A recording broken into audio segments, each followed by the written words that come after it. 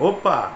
Sou eu, Michael Douglas, aqui com você falando um pouco mais de filosofia. E na aula de hoje eu vou trazer para você um pouco do Aristóteles. Sim, o grande Aristóteles, discípulo de Platão, grande ícone do pensamento ocidental. Então, se você é ocidental, eu aconselho você a dar uma lidinha nas obras comentaristas de Aristóteles, porque vale a pena. Nós vamos começar falando um pouco sobre ele. E o que eu posso dizer sobre Aristóteles é que ele nasceu na cidade de Estagira em 384 a.C. e veio a falecer em 321.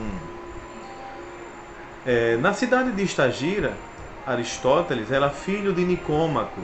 Nicômaco fazia parte da tradição da cidade de uma corporação de médicos. Esses médicos, então, eram de pai para filho dentro da cidade e atendiam os reis daquela onde a cidade de Estagira fazia parte, que era a Macedônia. Porque Estagira é uma colônia jônica da Macedônia. Então os reis da Macedônia eram atendidos por aquela família de médicos lá de Estagira, Nicômaco, e se acreditava que Aristóteles também. Pois bem, Aristóteles desde cedo, por ser filho de uma família de médicos, ele começa a estudar os fenômenos da natureza e começa a ver a beleza e a sabedoria que pode se extrair dali. Então, mesmo com esse pensamento bem fenomênico, bem natural, a família dele incentiva ele a estudar na academia e era um grande sonho dele aprofundar os estudos. Imagina aí um jovem com 17 anos, intelectual, querendo crescer, né? Foi para a maior escola de Atenas, a mais famosa, que era a Academia Platônica. Na Academia Platônica, Aristóteles estudou e num determinado momento, Platão chega a dizer, eu estou parafraseando porque não saberia dizer exatamente como Platão falou, não lembro agora, existem vários alunos e Aristóteles. Esse conselho, esse elogio já mostra o que Platão pensava de Aristóteles, mesmo Aristóteles defendendo a natureza como fonte de conhecimento. Isso vai render, galerinha, e nós vamos ver que Aristóteles ele vai passar 20 anos na academia. Ele começa como aluno, passa a ser professor. Diz a história que ele passou 1 ano sendo aluno e o demais sendo professor, ensinando a metafísica, ensinando outras formas do conhecimento platônico, mas com aquela pulga atrás da orelha que é de não concordar com algumas das lógicas idealistas de Platão. O que eu quero dizer com isso? Aristóteles se transformou no maior crítico do dualismo platônico, e a gente vai ver isso já já. Então, quando Platão morre, Platão deixa a escola para um sobrinho. As pessoas pensavam que ia ser o de Aristóteles, né? Pelo o nome de Aristóteles, que ele tinha ganho o nome dele ali na escola. Mas o que aconteceu foi que Aristóteles saiu de Atenas e voltou para a sua cidade. Voltando para a sua cidade, ele foi chamado pelo atual rei da Macedônia. Quando eu falo atual, é lá em 300 e alguma coisa, tá? Antes de Cristo. O rei Filipe, filho do rei Amintas, convida Aristóteles para ser o preceptor do seu filho, o príncipe Alexandre. Isso mesmo, quando eu falo Macedônia, já vem um nome à nossa cabeça, que é o grande Alexandre Magno, ou como é conhecido na história, como Alexandre o Grande, que iremos tratar em outras aulas também por aqui. Pois bem, Aristóteles então se tornou o preceptor de Alexandre. E o que é isso? O único professor que Alexandre iria ver na vida, que ensinou a ele todas as dimensões humanas. Eu não vou elencar aqui, porque quando eu falo todas as dimensões humanas, aquilo que Alexandre não tinha, Aristóteles ensinou. E nós sabemos no que Alexandre se tornou, um dos maiores conquistadores do universo. De acordo com alguns dados biográficos, a ele só vai perder em território por Gengis Khan. Mas vamos dar continuidade, ele foi um grande homem mesmo estando em segundo lugar, ok? E deixa eu contar um detalhe para vocês, uma curiosidade que eu descobri: Alexandre tinha medo de gato. Eu esqueci como é o nome da doença, mas fica aí a dica, matando a curiosidade um pouquinho da gente assim, sobre esses detalhes bestas, mas que nos faz conhecer um pouco melhor os personagens. Pois bem, Aristóteles se transforma em preceptor de Alexandre, e quando Alexandre começa a conquistar todo o Ocidente com a morte do rei Filipe, Aristóteles volta para Atenas. Isso foi exatamente em 335, quando Alexandre toma o Ocidente, quando Alexandre parte para o Oriente. Isso foi anos, de conquista. Aristóteles, na primeira vez que Alexandre começou o desenvolvimento do seu território e da cultura cosmopolita grega, Aristóteles voltou para Atenas. E aquelas pessoas que pensavam que Aristóteles ia voltar para a academia para brigar com o sobrinho de Platão pela escola, está muito enganado, porque Aristóteles fundou a sua própria escola, conhecida como Liceu. Mas a prática da escola deu outra cara à escola. A escola de Aristóteles foi chamada de escola peripatética, que vem do grego peripatos, que significa caminhar, que caminha. Então a escola de Aristóteles, o Liceu aristotélico, era uma escola totalmente cercada de jardins, com um grande acervo de flora e fauna, que possibilitava às pessoas na sua escola verem de uma forma mais fenomênica, natural, as coisas como elas se mostram para nós, a própria natureza. Então, esta é um pouco da vida de Aristóteles. Mais tarde ele vai ser expulso de Atenas com a morte de Alexandre e morre em uma ilhazinha que eu agora não lembro o nome, mas não é importante para nós, tá? Pois bem, o que é que eu tenho que saber da teoria de Aristóteles? Aristóteles, na sua academia, ele não leva em consideração o que Platão falou. Em que aspecto? Platão defendia a matemática como aquela seta, aquele indicador que nos leva à verdade, aquele espelho. Aristóteles dizia que a única forma e fonte de conhecimento do mundo é por meio da natureza, por meio daquilo que eu vejo, por meio daquilo que eu sinto, ou seja, ele está dando valor aos sentidos. Então, nesse aspecto, nós vamos ver um Aristóteles que não se deixa levar pelo pensamento platônico na questão de ideias prontas, de ideias inatas. Isso mesmo, Aristóteles não acredita em ideias inatas. Para Aristóteles, o que Platão chamou de ideias inatas são, na verdade, representações dentro da nossa cabeça. Como assim? De acordo com Platão, você já tem na sua alma todas as verdades e você as recorda por meio da dialética. Segundo Aristóteles, você primeiro lida com as coisas, tem contato com as coisas e a essência daquelas coisas se materializa no seu pensamento, ou seja, se torna uma representação. Então, para Aristóteles, aquilo que está em nossa cabeça não é um ser em si, não é o eidos platônico. É eidos, aquilo que tem essência além do físico, que nós vamos estudar também. Mas tudo no mundo que nós conhecemos, aquilo que é essência, aquilo que é eidos, que está em nossa cabeça de forma universal, é o que nós vamos chamar de representação mental, vinda sempre de alguma experiência. Aristóteles também, ele é conhecido principalmente quando ele desenvolve essa ideia por ser crítico do dualismo platônico. Vamos lembrar um pouco aqui o que é o dualismo platônico.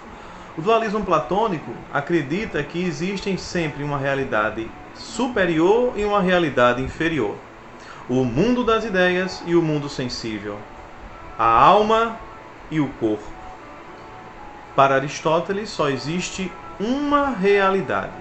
E esta realidade que nós vivemos é a única possível, de onde todas as verdades devem ser observadas. Eu não estou dizendo aqui que só existe isso no mundo, ok? Eu estou dizendo que tudo aquilo que está à nossa mercê, que podemos contemplar e conhecer, está nesse mundo, a não ser aquilo que vamos estudar pela metafísica. Que é o que? A metafísica é o extrapolar, é o ir além. Vimos na aula passada, trago mais uma vez para você, meta, além de, física, physis, natureza. É ir além da natureza, procurar o que está dissociado da sua percepção, daquilo que os sentidos propiciaram. Será que existe alguma coisa que está além dos sentidos? Aristóteles diz que sim, mas todas as coisas que nós conseguimos perceber conseguem ser representadas em nossa mente. Então a ciência aristotélica vai procurar essa fenomenologia, buscar nos fenômenos, na natureza, o conhecimento, e agrega a essa teoria o que nós chamamos de metafísica, que é ir além desse conhecimento da natureza. Ok? Aristóteles também, nós vamos entrar agora no que nós chamamos de lógica, é conhecido como o pai da lógica. E essa lógica rendeu, do modo como Aristóteles pensou, até meados do século XX, galera. É isso mesmo. O pensamento de Aristóteles se desenvolveu durante a nossa era, e a lógica que foi a que chegou mais longe. O modelo de universo também aristotélico vai durar até o século XVII. Então, Aristóteles, quando desenvolve a lógica, ele cria um tipo de ferramenta das ciências que garantam a ele uma estruturação das palavras que sejam totalmente fortificadas e impedidas de entrarem em dualismo ou qualquer tipo de ambiguidade. Como assim? Por que as palavras têm que ser tão ambíguas? Por que as palavras, quando são ditas de uma forma muito abrangente, terminam entrando em contradição? Aristóteles diz que isso não é necessário. A palavra pode ser garantida pela lógica, que é justamente que todo pensamento meu tem que ser salvaguardado pela cadeia de elementos que eu fiz a minha análise, e aquilo que eu vou analisando e somando ao que eu já tinha, produz o saber. Essa lógica, então, tem que ser preparada, e ele faz um jogo lógico. Nós podemos chamar de tabela-verdade, nós podemos chamar... Tem vários elementos da lógica aristotélica que não é o nosso assunto aqui, que eu quero aprofundar esse conhecimento, tá? Então, a lógica aristotélica é essa ferramenta das ciências. Não vamos pensar na lógica aristotélica como uma ciência aristotélica, ok? A lógica é um instrumento, é órgão. Ok. Diante dessa lógica, Aristóteles começa a pensar no que nós chamamos aqui de teoria do conhecimento. A teoria do conhecimento vai defender, de Aristóteles, como o ser humano conhece. Se é possível nós conhecermos a natureza e o que está além da natureza, quais são as técnicas que nós devemos usar? E quais são os meios que podemos ter para chegar a essas verdades? Então Aristóteles cria a dedução e a indução. Ele defende essas duas modalidades de saberes que dizem respeito muito a uma teoria que já conhecemos, que vai ser trabalhada também, que é o racionalismo e o empirismo, ok? A gente pode fazer esse link, mas ainda não tenho essa aula de racionalismo e empirismo pronto, mas você vai ver, pode ter certeza. Então, quando eu falar na dedução, você pode pensar na dedução. Quando eu falar em dedução, você pode pensar em racionalismo. E quando eu falo em indução, você pode lembrar do empirismo, ok? A dedução aristotélica, a indução, vamos começar pela indução, que é mais fácil, combinado? A indução aristotélica é literalmente o pensamento aristotélico. Todo conhecimento tem que vir da experiência. Todo conhecimento tem que vir a partir de hipóteses. Então, quando eu faço testes quando eu vou fazendo provas com o máximo de seres possíveis, eu estou fazendo uma indução. Por exemplo, foi pesquisado virtualmente nos nossos alunos quem está com saudade dos colegas e dos professores, e 95% deste grupo que eu pesquisei disse que estava com saudade. Isso pode ser uma conclusão, ou como Aristóteles chamava, de uma generalização fruto da indução. A partir de um grupo grande, eu consigo chegar a conclusões. Esta conclusão pode ser específica ou pode ser uma generalização. Então a indução ela vai aceitar que aquilo que nós conseguimos comprovar na experiência seja dado como verdade. A dedução,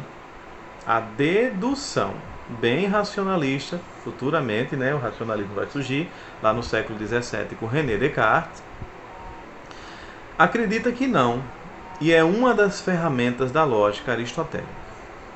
Na dedução, Aristóteles desenvolve o que nós chamamos de silogismo. Alguns autores até dizem que a dedução é o próprio silogismo, porque é um encadeamento lógico racional que faz com que as verdades sejam garantidas. O silogismo é composto de 3 grandes premissas: a premissa maior, a premissa menor e a conclusão. Onde a premissa maior ela tem que falar, diz respeito a todos os seres. A premissa menor está falando de um ser em específico, na grande maioria de vezes. E a conclusão faz o que ela diz. Ela conclui, ela fecha o pensamento daquelas 2 premissas, sendo obrigatoriamente uma única resposta. Eu vou usar aqui o exemplo de Aristóteles para você entender o que é premissa maior, premissa menor e conclusão, ok? Premissa maior: todos os homens são mortais. O todos aqui já indica essa ideia de generalização, Premissa menor: ora, Sócrates é homem. Você já vê aqui a especificidade do homem Sócrates. E a conclusão dessas 2 premissas qual é? Ora, se todos os homens são mortais, e se Sócrates é homem, logo Sócrates é homem.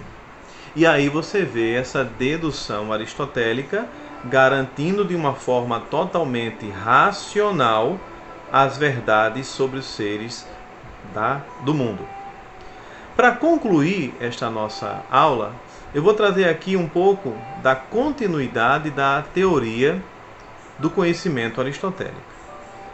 Ele vai desenvolver algumas teorias bem interessantes, que eu vou deixar para explicar na próxima aula, tá? Mas essas teorias vão justificar como existe essa lógica de seres que mudam e seres que não mudam. Então, como é que pode existir, já que ele diz que todas as coisas são percebidas na natureza, como é que pode existir coisas que nós não conseguimos ter pela natureza?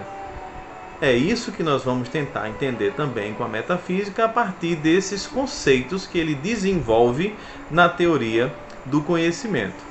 Só para vocês terem um pouquinho de curiosidade, eu vou tentar justificar, por exemplo, na próxima aula, quem veio primeiro, o ovo ou a galinha, usando-me para isso da teoria de Aristóteles, ato e potência, que são cenas do próximo capítulo da próxima aula, ok?